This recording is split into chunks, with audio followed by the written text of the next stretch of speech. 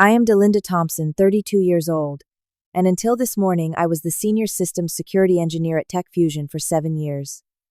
My specialized knowledge of federal security protocols made me irreplaceable, or so I thought. When the CEO's niece chirped, "Consider your role optimized," I never imagined my security dongle would become the most expensive paperweight in company history. Nobody bothered to ask what happens when the only authorized key holder walks out the door. Turns out the answer costs $95,000 per hour. If you have ever been blindsided at work, let me know where you are watching from. Hit subscribe and settle in for what happens when companies forget who really keeps their systems running. I graduated top of my class with a computer science degree and cybersecurity specialization from MIT. The job market was competitive, but my thesis on biometric security protocols for government systems caught the attention of several tech firms. Tech Fusion, a mid-sized company with growing federal contracts, put me through the most rigorous technical interview process I had ever experienced. 6 rounds of interviews, including a 4-hour practical assessment where I had to identify vulnerabilities in their test system. I still remember the satisfied nod from the chief technology officer when I found a backdoor that even their senior team had missed. "You see things differently," he told me. "That is exactly what we need." Tech Fusion occupied 3 floors of a glass tower in downtown Seattle. Our client list included several federal agencies that required the highest security clearance. These were not your typical government websites or email systems. We handled data links to classified information systems that, if compromised, could genuinely impact national security. The pressure was immense, but so was the satisfaction of knowing your work mattered. My initial role focused on penetration testing, but within 2 years I was leading the team designing a proprietary security system for our most sensitive federal client. The system we created became the backbone of their classified data transfers, with security measures that exceeded federal requirements. The centerpiece of our security architecture was something we called the authentication matrix, which required both physical and biometric verification. Each authorized user received a specialized security dongle that contained encrypted keys. These keys were not just password protected, but biometrically linked to the authorized personnel. My fingerprint, retinal scan, and voice pattern were encoded into my personal dongle.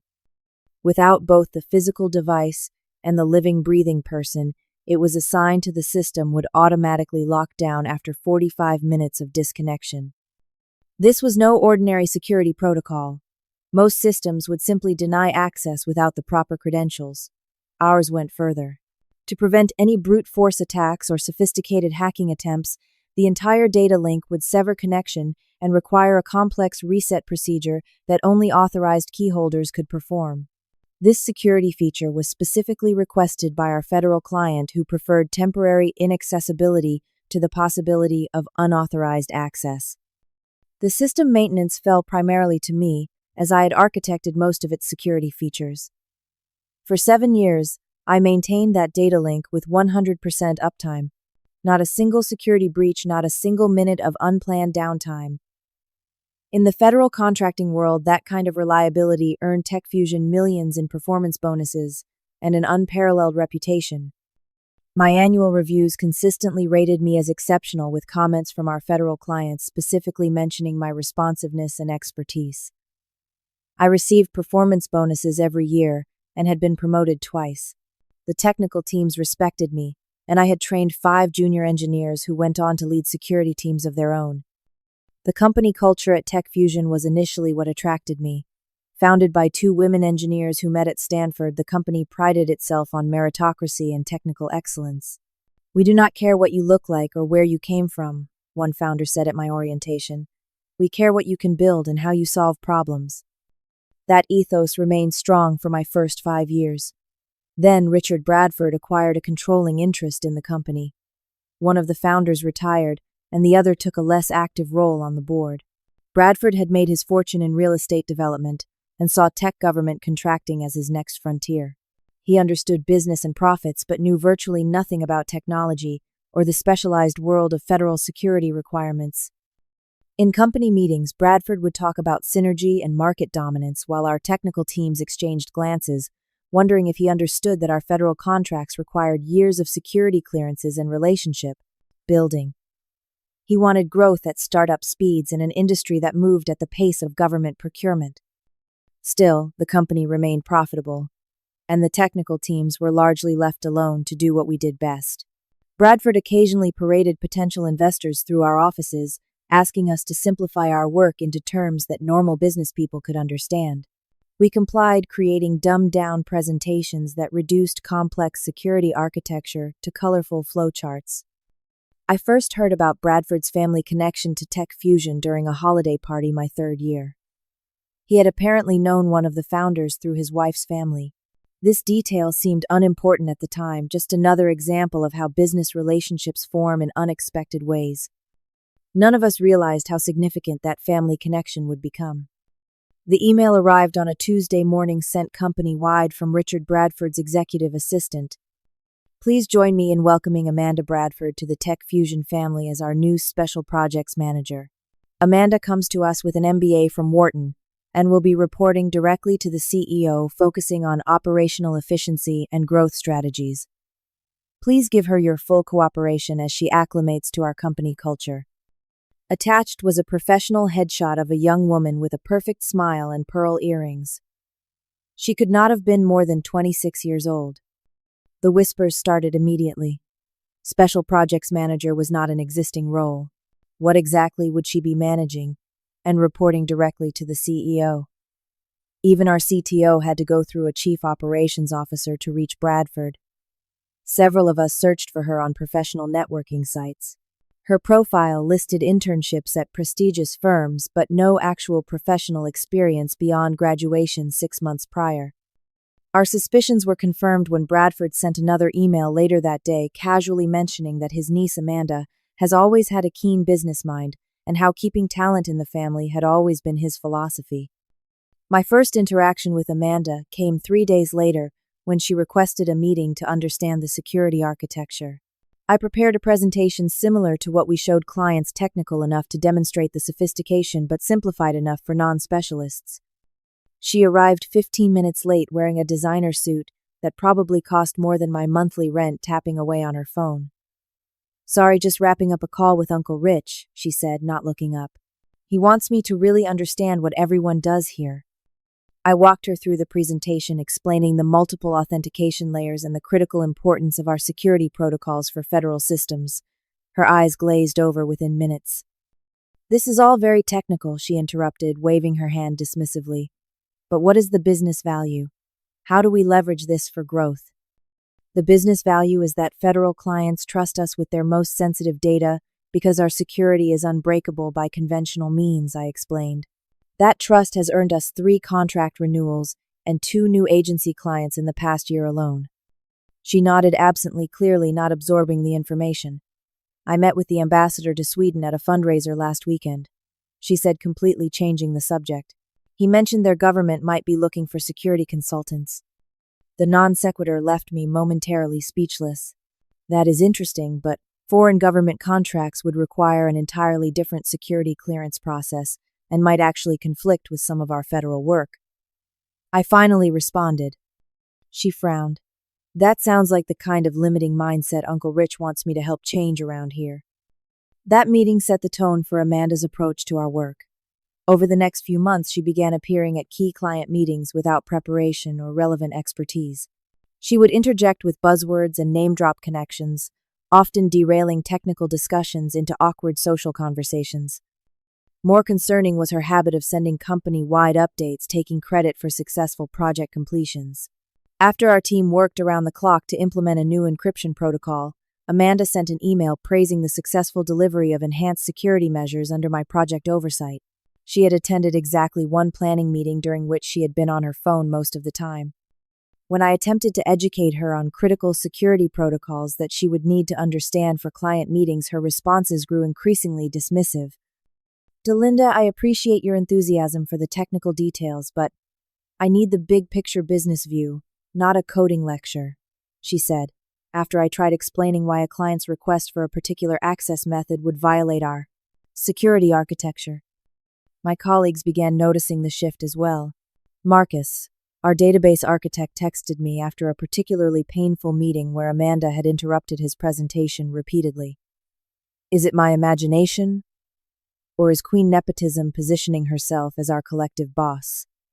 I tried to maintain professionalism, documenting all technical decisions carefully and keeping detailed records of our security protocols. If Amanda wanted to play office politics, that was her business. My responsibility was to our systems and our clients. Then the whispers about a reorganization began. 2 junior members of my team were pulled into meetings with Amanda and Human Resources. They returned tight-lipped and anxious. One of them, Rajiv, finally confided in me during a coffee break. She asked how much of your work I understand and could take over if needed, he said, looking uncomfortable. Then she asked who else on the team could handle your responsibilities. A cold feeling settled in my stomach. What did you tell her? The truth, that your role requires specialized knowledge and years of experience with the system you designed, that the security architecture is complex and not easily transferable. He paused. She did not seem happy with that answer. I tried to dismiss my growing anxiety. Surely Bradford understood the critical nature of our federal contracts and the specialized knowledge required. Even if Amanda had his ear, he would not jeopardize millions in federal contracts just to give his niece more authority. I was wrong. Monday morning arrived with an unusual stillness in the office. The normal chatter and activity seemed muted as I walked to my desk. Before I could even set down my bag, Amanda's administrative assistant appeared at my cubicle. Delinda, your presence is requested in conference room C. Immediately, please. Something in her tone made my stomach tighten. Conference room C was the smallest meeting room tucked away from the main office areas. As I walked there, I noticed several colleagues watching me with strange expressions. Some looked away quickly when I met their eyes. The room contained just 3 people: Amanda, a woman from Human Resources I recognized but had rarely interacted with, and a security guard standing discreetly by the door. Amanda sat at the head of the table, a folder placed precisely in front of her. She wore a crisp white blouse and what appeared to be a new designer suit. Please sit down, the HR representative said, gesturing to the single chair positioned across from them. Her name was Barbara, I suddenly recalled. I sat, my mind racing through possibilities, none of them good. Delinda, Amanda began in a rehearsed tone. As part of our ongoing organizational optimization, we have been conducting a thorough review of all departmental structures and roles. She straightened the papers in front of her unnecessarily. After careful consideration of our technical needs and future direction, we have determined that your position can be absorbed through a redistribution of responsibilities across the existing team structure. The corporate jargon momentarily confused me until Barbara clarified, your position is being eliminated effective immediately. The words hit me like a physical blow. I sat there unable to process what I was hearing. Amanda continued, a slight smile playing at the corners of her mouth. Consider your role optimized, she said, the rehearsed phrase sounding almost chirpy in her satisfied tone. But the federal system, I started the security protocols, will be managed by our existing team, Amanda interrupted. We have complete confidence in their abilities. Barbara slid a document across the table. This explains your severance package. 2 weeks of pay for each year of service, continued health coverage for 30 days, and standard non-disclosure agreements. Her voice was professionally detached. We will need your signature acknowledging receipt of this information. My hands felt numb as I picked up the pen. My entire body seemed disconnected, operating on autopilot, while my mind struggled to comprehend what was happening. 7 years of dedication, of solving problems no one else could solve, of building systems that protected national security interests. And it ended like this. In a sterile conference room, with a rehearsed speech about optimization. I signed where indicated, the pen feeling heavy and awkward in my hand. A security escort will accompany you to collect your personal belongings, Barbara continued.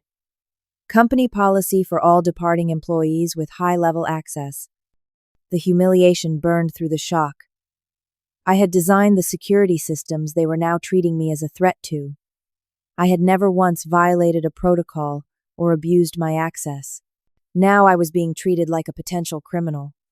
The walk back to my desk felt surreal.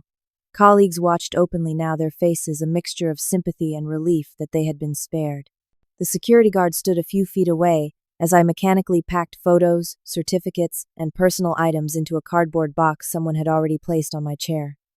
Sitting on my desk was my security dongle, the small device that granted me access to the federal systems I had spent years building and maintaining. Next to it was a form requesting its return to company property. I picked up the dongle, turning it over in my hand. This small device, linked specifically to my biometric data, was literally the key to the entire federal data link. Without it, and without me, the system would lock down completely after 45 minutes of inactivity. That was a security feature I had designed, and the federal client had specifically requested. It prevented any unauthorized access even by other TechFusion employees. A thought occurred to me then, clear and sharp through the fog of shock and humiliation. They did not understand what they had done.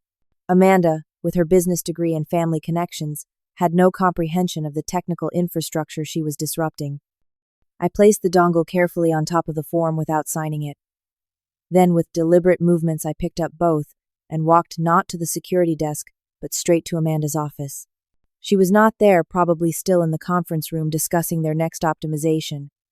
I placed the dongle on her immaculate desk with a yellow sticky note. Requires authorized personnel only. Security Protocol 721. There was no such protocol, but she would not know that. Then I walked back to my desk, picked up my box, and followed the security guard to the elevator. No one spoke to me. No one offered to help carry my things. 7 years ended with a silent elevator ride to the lobby. In the parking garage, I placed the box in my trunk, closed it carefully, and sat in the driver's seat of my car. Only then did the reality hit me fully. I was unemployed. My specialized skills were tied to systems I no longer had access to. My professional reputation was now linked to being fired from a position I had excelled in for years. The tears came then hot and fast, blurring my vision as I drove home in a daze. Every stoplight was a moment to wipe my eyes and try to breathe. By the time I reached my apartment, my chest felt tight with suppressed sobs. I set the box down just inside my door and collapsed onto my couch, the silence of my empty apartment crushing in its finality. 7 years of dedication. 7 years of perfect performance. 7 years ended with consider your role optimized. I do not know how long I sat on that couch, staring blankly at the wall. Time seemed to stretch and compress in strange ways. The shock had left me numb my mind, unable to process what had happened or what I should do next. The buzzing of my phone finally pulled me from my daze. A text from Marcus. Something is wrong with the federal portal. System showing imminent lockdown. Do you know anything about this? Before I could even process this, 3 more messages arrived in quick succession. Delinda, is your dongle activated? The system is asking for biometric confirmation. The federal client is trying to access the system and getting security warnings. What is going on? Call me as soon as possible. Amanda is freaking out. No one can access the database. A strange calm settled over me as I realized what was happening. The security system was functioning exactly as designed. Without regular biometric confirmation from an authorized keyholder, the system had initiated its automatic lockdown sequence. After 45 minutes of no valid authentication, the entire federal data link would disconnect as a security measure. This was not a bug or a flaw. This was precisely how I had designed it, with full knowledge and approval from our federal client. In fact, they had specifically requested this feature as an additional security layer. Better to have temporary inaccessibility than risk unauthorized access to classified information.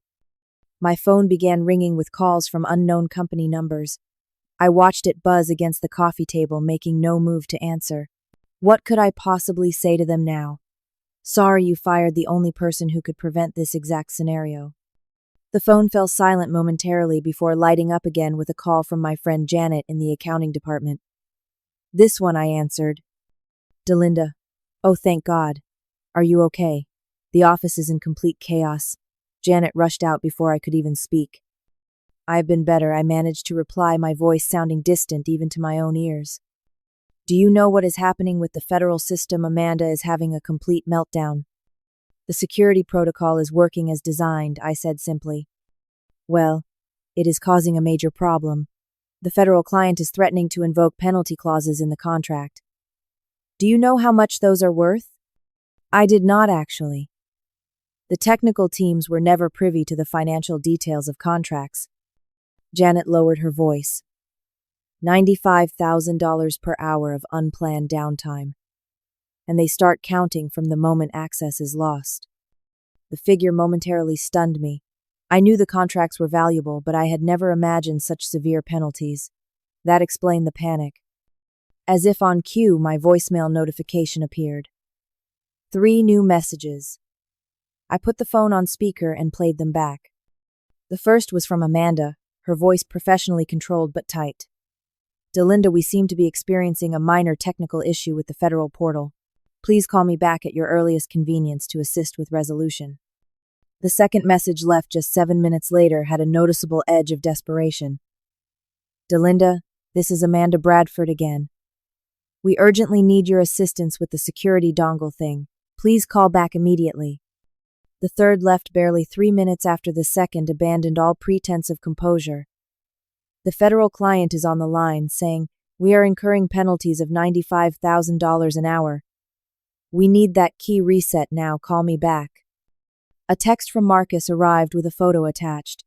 It showed the main conference room through the glass walls filled with executives in various states of panic. Richard Bradford was red-faced, gesticulating wildly at a group of technical staff who looked both terrified and confused. Amanda stood to one side, her perfect composure, completely shattered mascara smudged beneath one eye. My phone rang again. Amanda. This time I answered. Delinda. Thank God, she breathed, relief evident in her voice. We have a situation here that requires your immediate attention. I am sorry to hear that, I replied calmly. What seems to be the problem? The federal system is locked down, no one can access it, and they are saying, we are being charged enormous penalties every hour it stays that way. We need you to come in and fix it immediately. I am afraid I no longer work for Tech Fusion, I said, my voice steady, despite the surge of emotions beneath the surface. As you explained this morning, my role has been optimized. There was a moment of stunned silence before Amanda spoke again, her voice shifting to a cajoling tone. There appears to have been a miscommunication this morning. We were simply restructuring the reporting hierarchy, not eliminating your position entirely. That is not what the termination paperwork indicated, I replied. The severance agreement was quite clear. These things can be rewritten, she said quickly.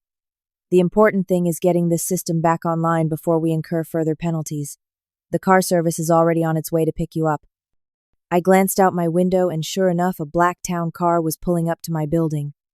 How did you get my home address? I asked, though I already knew the answer. HR records. Delinda, please. Amanda's voice cracked slightly. Every minute we waste is costing the company thousands of dollars. In that moment, I realized the power had shifted. For the first time, Amanda Bradford needed something from me that she could not get through family connections or corporate politics. I will need some time to consider my options, I told Amanda, my mind racing through possibilities I had never imagined just hours earlier. There is no time, she nearly shouted, then visibly collected herself. I mean, the client is extremely concerned about the security implications. They are on the line with Uncle Richard right now. I understand the urgency, I said calmly, but you need to understand that this system was designed with these security measures intentionally. The federal client specifically requested that only authorized personnel with proper biometric authentication could access or reset the system. Then use your authorization. That is all we are asking, she pleaded. My authorization was linked to my employment status, I explained. When you terminated me this morning, you effectively removed an authorized security administrator from the system without establishing a replacement protocol. This exact scenario was covered in the security documentation I prepared 3 years ago. There was a muffled conversation on her end then. A new voice came on the line. Delinda, this is Richard Bradford. His usual booming confidence was notably subdued. Hello, Mr. Bradford. We have a situation here that requires your immediate assistance, he said, attempting to sound authoritative, but failing to hide the desperation. I am prepared to offer you a consultant fee of $1,000 to come in and resolve this issue. The insultingly low figure almost made me laugh. I am afraid that will not be possible, Mr. Bradford. The security system is functioning exactly as designed and approved by the federal client. Only an authorized key holder with proper biometric authentication can reset it. Then tell one of our engineers how to bypass it, he demanded, his frustration breaking through. That would violate federal security protocols and potentially constitute a federal offense, I replied evenly. The system was specifically designed to prevent exactly that kind of bypass. I could hear muffled cursing and what sounded like a hasty conference on the other end of the line. Then a new voice spoke, one I recognized as our lead network engineer. Delinda, it is Kristen from the security team. We have tried every override we can think of, but the system is locked tight. The biometric verification is rejecting all attempts, and the physical dongle you left is not responding to any of our authentication methods. That is because it is coded specifically to my biometric signature, I explained. Fingerprint, retina scan, and voice pattern. Without all three, the dongle remains inactive. Another voice joined the conversation, one I did not immediately recognize. Miss Thompson, this is Special Agent Wilson with the federal client. I understand you are no longer employed by Tech Fusion as of this morning. My heart rate spiked. I had not expected to be speaking directly to the client. That is correct, sir. My position was eliminated during a reorganization this morning. And were provisions made for the security handover of the authentication systems you maintained? No, sir. No handover was conducted. There was a pregnant pause before he continued. I see. And were you aware that your departure would trigger the security protocols currently preventing our access? Yes, sir.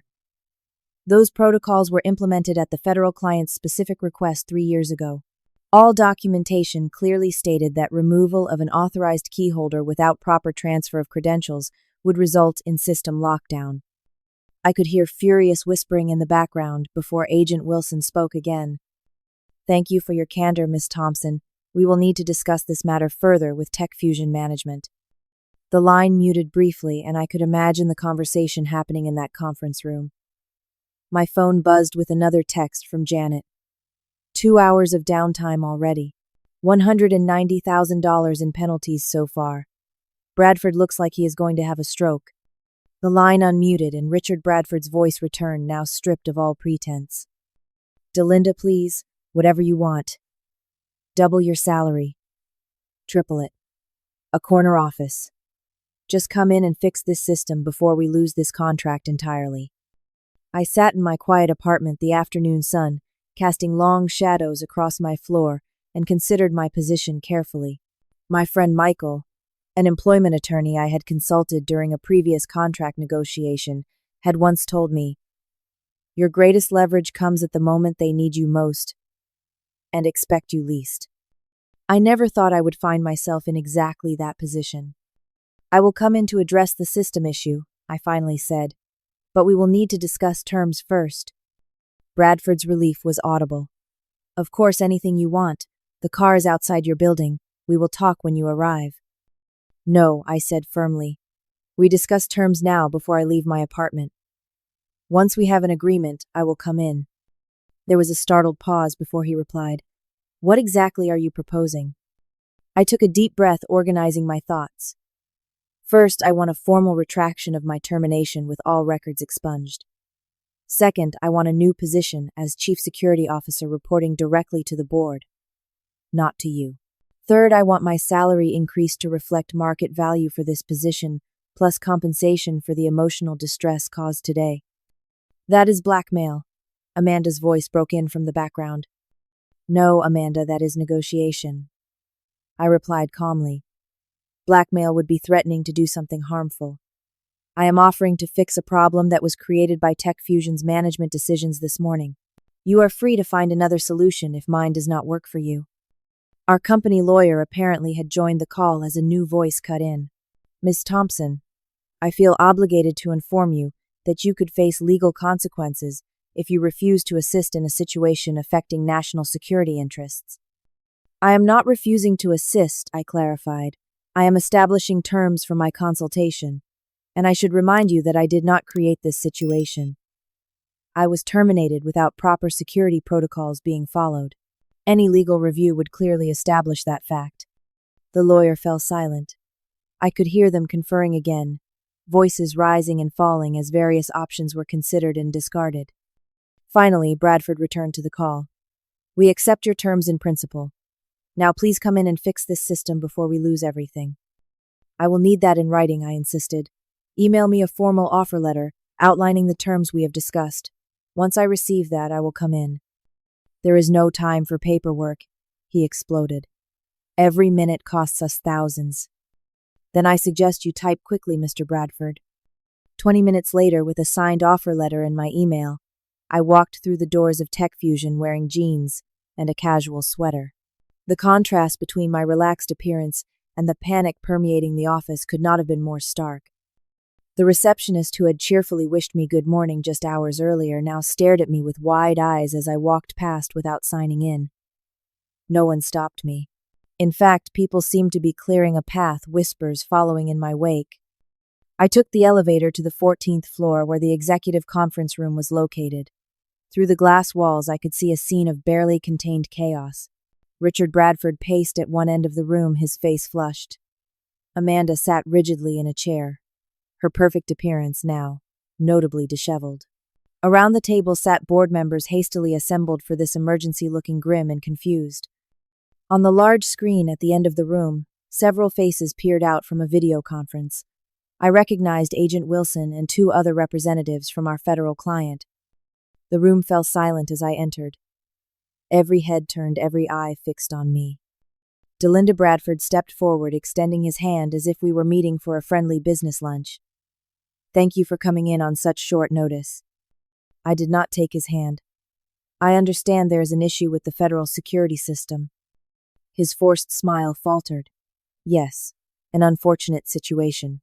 Perhaps you could address it immediately, and then we can discuss the details of your new position afterward. Actually, I think we should clarify everything now with all relevant parties present, I said, nodding toward the video screen where the federal representatives watched intently. I set my bag down and took a seat at the table directly opposite Amanda. She would not meet my eyes. For those who may not be familiar with the security architecture, I began, my voice steady and professional. I should explain how our federal data link system works. For the next 10 minutes, I walked them through the sophisticated security measures that protected the federal data, emphasizing the intentional design choices that prevented unauthorized access under any circumstances.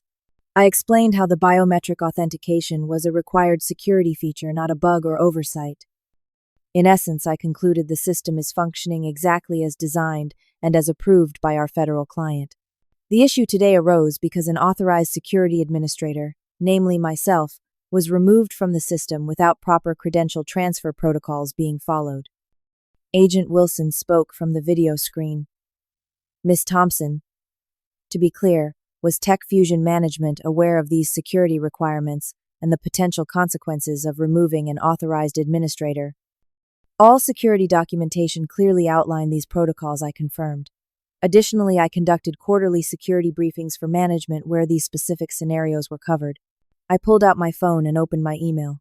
I have copies of all attendance records for these briefings, which include signatures from both Mr. Bradford and Miss Bradford, acknowledging their understanding of security protocols. Amanda shifted uncomfortably in her seat. Bradford's face darkened. Furthermore, I continued, I have prepared a written statement of conditions under which I am willing to reset the system and establish proper security handover procedures. I removed a document from my bag and slid it across the table to Bradford. These terms expand upon what we discussed earlier. Bradford scanned the document, his expression growing increasingly troubled. These terms are extremely generous to you, he said tightly. They reflect the market value of my skills and the critical nature of the situation. I replied evenly. They also include provisions for restructuring the security team to prevent such vulnerabilities in the future. The compensation package alone is 3 times your previous salary, he protested. And still less than the penalties incurred in just the past 3 hours, I pointed out. According to my calculations, Tech Fusion has already lost approximately $285,000 since the system locked down with another $95,000 accruing each additional hour. The board members exchanged alarmed glances. One of them, an older woman I recognized as a major investor, leaned forward. Richard, exactly how much are these penalties costing us? Bradford avoided her gaze. The specifics of the contract are confidential. Not to the board, they are not, she insisted. Answer the question. His reluctant admission confirmed my figures, leading to a hushed but intense discussion among the board members. Amanda suddenly stood up, her composure finally breaking completely. This is ridiculous. She is holding the company hostage. We cannot cave to these demands. And what exactly was your plan for managing the federal security systems, Amanda? I asked quietly. When you orchestrated my termination this morning, what transition plan had you developed for the highly specialized security protocols I maintained? Her mouth opened and closed without producing words. The truth is, I continued addressing the room at large, there was no plan. There was only a hasty decision made by someone without the technical understanding to comprehend its consequences. You never explained how critical your role was. Amanda finally managed, her voice rising. If you had made it clear that only you could maintain these systems. I did, I interrupted, repeatedly. In meetings and documentation and security briefings, the information was provided exhaustively. It simply was not heeded. Because you buried it in technical jargon no normal person could understand, she shot back. Ah, there it is, I said, a small smile forming despite myself. The real issue, dismissing technical expertise as incomprehensible jargon, rather than taking the time to understand critical systems before making decisions about them. Amanda's face flushed deep red. Uncle Rich, are you going to let her talk to me like this? After everything we planned for restructuring the technical teams with people who would actually follow proper business directives. The slip was catastrophic. The room fell silent as her words hung in the air, revealing far more than she had intended about the motivations behind my termination. Agent Wilson cleared his throat from the video screen. Miss Bradford, are you saying that Miss Thompson's termination was part of a planned restructuring to replace technical staff who prioritized security protocols over business directives? Amanda froze, suddenly aware of what she had revealed and to whom. Bradford jumped in quickly. Agent Wilson, I assure you that Tech Fusion remains completely committed to maintaining the highest security standards for all federal systems. Yet you terminated the engineer responsible for those systems without transition planning, the agent observed dryly. This raises serious concerns about Tech Fusion's suitability as a federal security contractor going forward. Those words sent a visible shudder through the board members. Federal contracts represented nearly 60% of the company's revenue. Losing them would be devastating. The board chair, who had been silently observing until now, finally spoke. Miss Thompson, if we agree to your terms in full, how quickly can you restore the system and establish proper security protocols moving forward? I can reset the system immediately, I replied. Implementing proper transition protocols and training additional authorized personnel would take approximately 2 weeks. She nodded and turned to Bradford. Richard signed the agreement. Now. Bradford looked as though he might protest, but the unanimous nodding of the other board members silenced him. With visible reluctance, he signed the document and slid it back to me. I reviewed it carefully, noting that he had indeed signed without alterations. Thank you. Now I will need privacy to perform the biometric authentication process. Federal security protocols require that no unauthorized personnel observe the procedure. Of course, the board chair agreed. Who needs to leave the room? I looked directly at Amanda. Anyone without a federal security clearance should step out. Amanda's humiliation was complete as she was asked to leave her own meeting, along with several other executives who lacked proper clearance. The look she gave me as she left promised future retribution, but we both knew the power dynamic had permanently shifted. With the room secured, I removed the dongle from my bag. I had, of course, taken it from Amanda's desk before leaving that morning. The security guard had been too uncomfortable to question me, and Amanda had been too inexperienced to realize its importance. The system reset took less than 5 minutes. The federal representatives confirmed restored access, their relief evident even through the video connection. Tech Fusion will be receiving a formal security audit next week. Agent Wilson informed us before disconnecting. We expect full compliance with all recommendations. As the board members filed out, many nodding respectfully to me, Bradford lingered behind. You planned this, he accused quietly. I met his gaze steadily. No, Richard. You created this situation when you allowed family loyalty to override technical expertise. I simply refused to be its victim. 1 month later, I sat in my new office on the executive floor, reviewing security audit recommendations from our federal client. The glass walls offered a panoramic view of the Seattle skyline, a constant reminder of my new position in the company hierarchy. The restructuring that followed my reinstatement was swift and comprehensive. Bradford remained CEO, but his authority over technical decisions was significantly curtailed. The board established a new technical oversight committee that reported directly to them with me as the committee chair. Amanda was quietly transferred to a subsidiary company that managed commercial real estate properties far from any federal contracts or security systems. We rarely crossed paths, which was best for everyone involved. The technical teams, initially skeptical about yet another reorganization, quickly embraced the new structure that gave appropriate weight to their expertise. Decisions were now made collaboratively between technical and business teams, with clear documentation and security protocols that everyone was required to understand and acknowledge.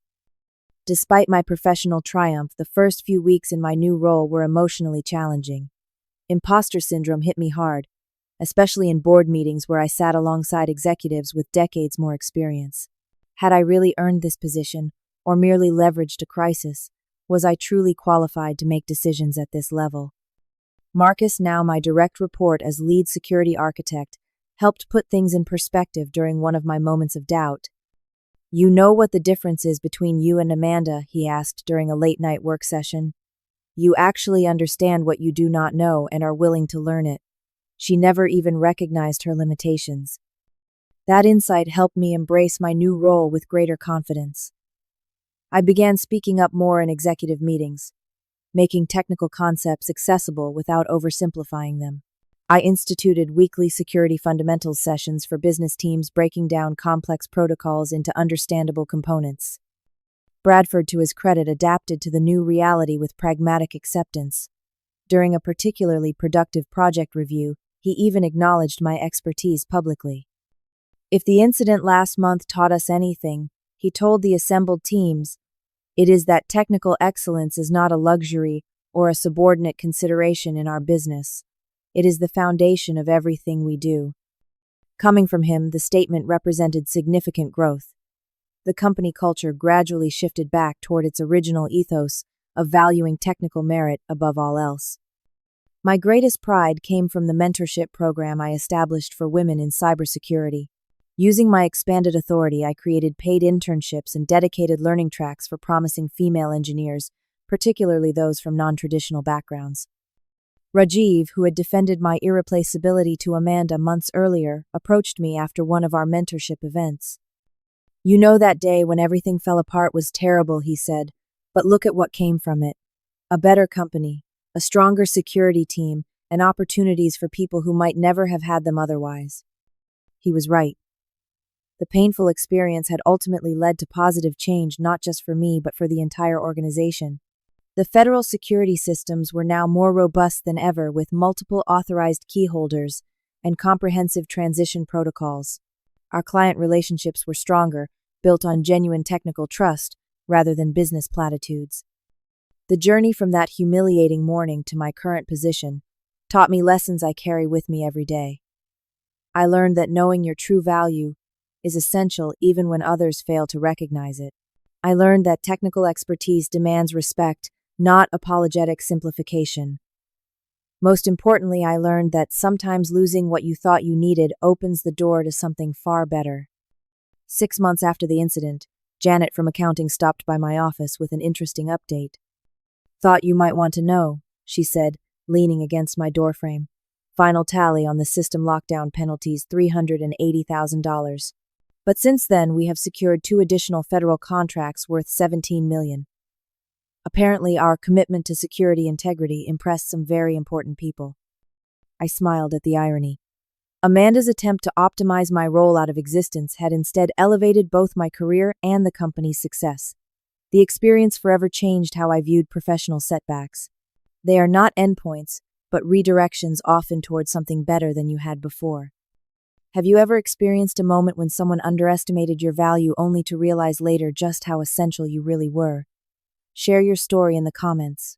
If this journey of standing up for your professional worth resonated with you, please hit the like button and subscribe to hear more stories about workplace justice. And remember, your specialized knowledge is never just technical details, it is your power. Thank you for listening, and may you always know your true value in any workplace.